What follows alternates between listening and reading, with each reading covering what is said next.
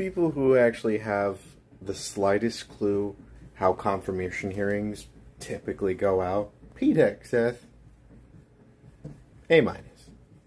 He had his best chance he could. He was professional. He was cool-headed.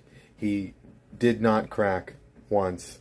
He did not go into trick questions. And yes, there are trick questions you're not supposed to ask. You're supposed to talk about in an appropriate manner. And he did. There are people that are genuinely trying to convince you that he has no military experience or combat experience. That is the farthest from the truth.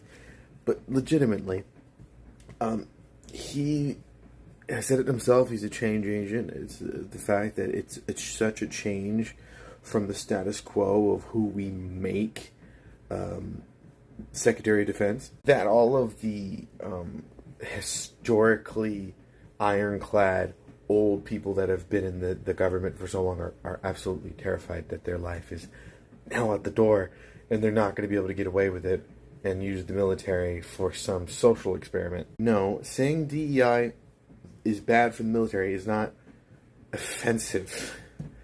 Our military's job is very simple. They need to know how to fight better than any military on this planet. Okay? Inclusivity should not have a fucking portion in it.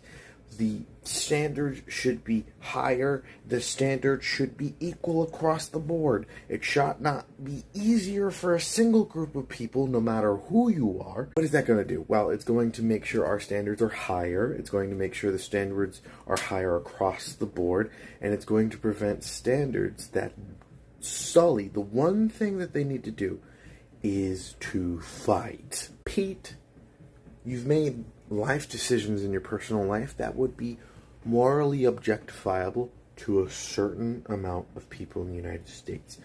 But I'm not an idiot. Your personal life is not your job.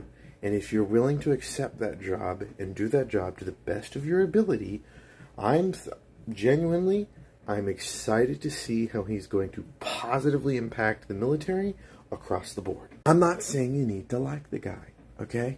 But understand, he has experience in this, okay? And he's going to try and make a positive change to a system that is currently kind of fucked right now. God forbid we spend all of this money on our military and we don't have an effective fighting force. Doesn't matter if you're liberal or conservative, I think it's all agreeable we want our military to be the most effective fighting force. Anyway, that's just my opinion. Make sure to tell me what you think down below. Like, share. Good night, guys.